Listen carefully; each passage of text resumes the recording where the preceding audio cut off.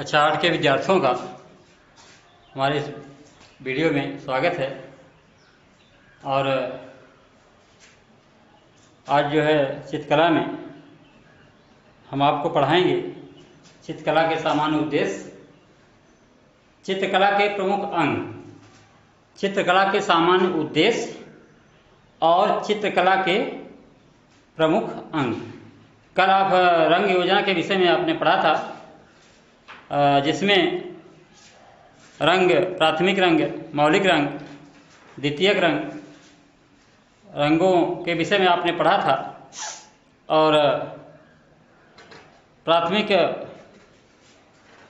वर्णचक, राष्ट्रवाद वर्णचक और द्वितीयक वर्णचक तो आपने पढ़ा था। आज हम आपको पढ़ाएंगे चित्रकला के सामान्य उद्देश्य। तो चित्रकला के सामान्य उद्देश्य को आप देखें। चित्रकला के सामान्य उद्देश्य विद्यार्थियों देखें, पहला उद्देश्य तो यह है कि विद्यार्थियों में कल्पना शक्ति और चिंतन शक्ति का विकास करना या प्राकृतिक दृश्यों के प्रति लगाव उत्पन्न करना, यह चित्रकला का पहला उद्देश्य है। विद्यार्थियों में कल्पना शक्ति और चिंतन शक्ति का विकास, कल्पना शक्ति और चिंतन शक्ति का विकास करना या प्राकृतिक दृश्यों के प्रति लगाव उत्पन्न करना।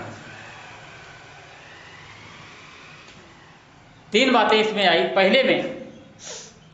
पहला तो कल्पना शक्ति और दूसरा चिंतन शक्ति का विकास करना, प्राकृतिक दृश्यों के प्रति लगाव उत्पन्न करना, यह पहला उद्देश्य। दूसरा उद्देश्य उनमें सौंदर्य को अनुभव करने के लिए आवश्यक भावों को जागृत करना, यह दूसरा उद्देश्य है। तीसरा उद्देश्य छात्रों में आपसी सहयोग व बंधुत्व की भावना का विकास करना व उनमें स्थानीय परिवेश के प्रति रुचि उत्पन्न करना।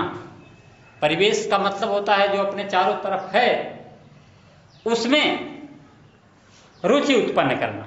तीसरा। चौथा है बच्चों में स्थानीय परिवेश के प्रति रुचि उत्पन्न करना। पांचवा है विद्यार्थियों में प्राकृतिक सुंदरता के प्रति आकर्षक उत्पन्न करना। छठवां है बच्चों में स्वतंत्र भाव प्रकाश की क्षमता का विकास करना। तो इस तरह से। और सातवां देखें, छात्रों को चित्रकला के माध्यम से जनसंख्या शिक्षा, धार्मिक सौहार्द और पर्यावरणीय शिक्षा के प्रति जागरूक बनाना, ये उद्देश्य चित्रकला के उद्देश्य। अब देखें चित्रकला के प्रमुख अंग। चित्रकला के कौन कौन से प्रमुख अंग हैं, जैसा कि कक्षा 7 में आप पढ़ के आए होंगे। उद्देश्य को ऐसा कुछ भी नहीं है जो आपको पीछे नहीं पढ़ाया गया है, सब वही है, थोड़ा बहुत अंतर देखें आप। पहला अंग जो है रेखा है। पहला अंग क्या है? रेखा है। दो बिंदुओं के बीच की दूरी को रेखा कहते हैं। रूप की रचना करने के लिए रेखा का बड़ा महत्व होता है। लावण्य, कोमलता, दूरी और निकटता रेखा के द्वारा ही प्रदर्शित होते हैं। लय और प्रवाह, दूसरा अंग क्या है? लय और प्रवाह। चित्र में लय और प्रवाह का विशेष महत्व होता है, इसके बिना चित्र में सजीवता नहीं आती है। तो इस तरह से आपका अब देखें तीसरा अंग, प्रमुख अंग क्या है?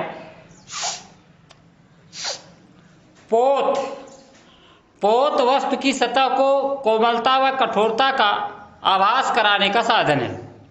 पोत के द्वारा ही हम सतह का वास्तविक ज्ञान प्राप्त कर पाते हैं कि सतह कठोर है या कोमल है। चौथा है चित्र में दूरी और निकटता का आभास हम परिप्रेक्ष्य के द्वारा प्रदर्शित करते हैं। चित्र में दूर की वस्तु छोटी और पास की वस्तु बड़ी चित्रित करना परिप्रेक्ष्य के सिद्धांतों पर ही आधारित होता है। और पांचवा है आपका अनुपात। किसी भी चित्र को बनाने के लिए अनुपात सही ढंग से होना चाहिए। अगर अनुपात सही नहीं है तो चित्र में सजीवता, सुंदरता नहीं आ पाएगी। तो इस तरह से आप अंग और उद्देश्य के विषय में आप देखें। अब आगे देखें,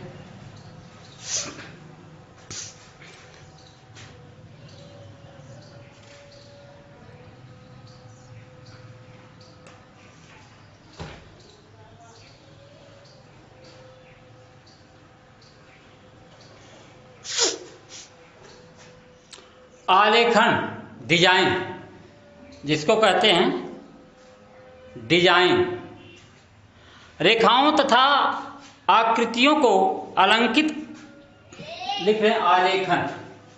अभी इसको हम आपको लिखाएंगे पूरा, लेकिन अभी हम पढ़ा रहे हैं, एक बार सुन लीजिए, इसके बाद फिर हम लिखा देंगे। आलेखन, आलेखन, आलेखन, डिजाइन तो रेखाओं तथा आकृतियों को अलंकित करके जीवित रूप प्रदान करना आलेखन है। अतः हम यह भी कह सकते हैं कि अनुपातिक आकार में अपने भावों को अलंकृत रूप में प्रकट करना एवं आकर्षक रूप से निश्चित उद्देश्य पूर्ति के लिए व्यवस्थित करना आलेखन कहलाता है। आलेखन चार प्रकार के होते हैं। आलेखन चार प्रकार के होते हैं। नंबर 1 है प्राकृतिक आलेखन। फूल, पत्तियों व कलियों आदि के संयोजन से बने आलेखन प्राकृतिक आलेखन कहलाते हैं। इनमें फूल, पत्तियों और कलियों व टहनियों आदि का चित्रण उनके प्राकृतिक स्वरूप को बनाए रखकर ही लयात्मक तरीके से किया जाता है। यह है आपका प्राकृतिक आलेखन। दूसरा है अलंकारिक आलेखन। फूल, पत्तियों व कलियों आदि के संयोजन से बने इन आलेखनों में अलंकरण की अधिकता रहती है। इसमें पुष्प, पत्तियों व कलियों आदि के प्राकृतिक स्वरूप को इस प्रकार परिवर्तित करते हैं कि वे अपने मूल पहचान रखते हुए आकर्षित रूप में दिखने लगते हैं। इसको बोलते हैं अलंकारिक आलेखन। इसको बोलते हैं अलंकारिक आलेखन। और तीसरा है ज्यामितीय आलेखन। ज्यामितीय आकारों में सुंदर व लयबद्ध संयोजन से बने आलेखन को ज्यामितीय आलेखन कहते हैं। इस प्रकार के आलेखनों में वृत्त, अर्धवृत्त, वर्ग, आयत, त्रिभुज, पंचभुज, खष्टभुज व सरल रेखाओं आदि का प्रयोग करके सुंदर चित्रण किया जाता है, चित्र बनाया जाता है। तो उसको हम ज्यामितीय आलेखन कहते हैं। और चौथा है सूक्ष्म आलेखन। प्राकृतिक आलेखन, अलंकारिक आलेखन व ज्यामितीय आलेखन, इन तीनों प्रकार के आलेखनों के मिश्रण से संयोजित आलेखन जो होता है वह सूक्ष्म आलेखन कहलाता है। इस प्रकार के आलेखनों में संतुलन पर अधिक ध्यान नहीं दिया जाता है, संयोजन पर अधिक ध्यान दिया जाता है, किसी विशेष रूप या आकृति पर नहीं। इसका प्रयोग सजावट आदि के लिए प्रमुखता से किया जाता है। आलेखन को सुंदर बनाने के लिए उसका आवश्यक तत्व आकर्षक, लयबद्ध, प्रवाह युक्त संयोजन है। अतः आकर्षक, लयात्मक और गतिशील आलेखन को बनाने के लिए निम्नलिखित बिंदुओं का ध्यान रखना आवश्यक है। तो अब कौन कौन से बिंदु हैं उसको आपको देखना पड़ेगा, देख लें। पहला है दिए गए पुष्प को सर्वप्रथम मुख्य स्तर पर चित्रित करके लयात्मक एवं प्रभावमयी रेखाओं से टहनियों व पत्तियों का चित्रण करना चाहिए एवं शाखाओं के अग्रभाग पर कलियों और पत्तियों को उचित संयोजन के अनुसार बनाना चाहिए। दूसरा है आलेखन के खाली स्थान पर कुछ लयबद्ध व अलंकारिक बूट और अन्य आकृतियां बनाएं। तीसरा है आलेखन में रेखाओं के प्रवाह में कोई कमी नहीं होनी चाहिए। रेखाओं का आड़े तिरछे मोड़ के स्थान पर लयबद्ध घुमाव को प्रयोग करना चाहिए। रेखाओं की लय में कोई टकराव नहीं होनी चाहिए। चौथा है, उपरोक्त सभी बातों का ध्यान रखने से आलेखन की इकाई सुंदर बनती है। इस प्रकार बना आलेखन आकर्षक, सुंदर एवं प्राकृतिक दिखाई देता है। तो इस तरह से आज बस इतना ही। इसके बाद फिर कल जो है आपको अगले वीडियो में अब देखें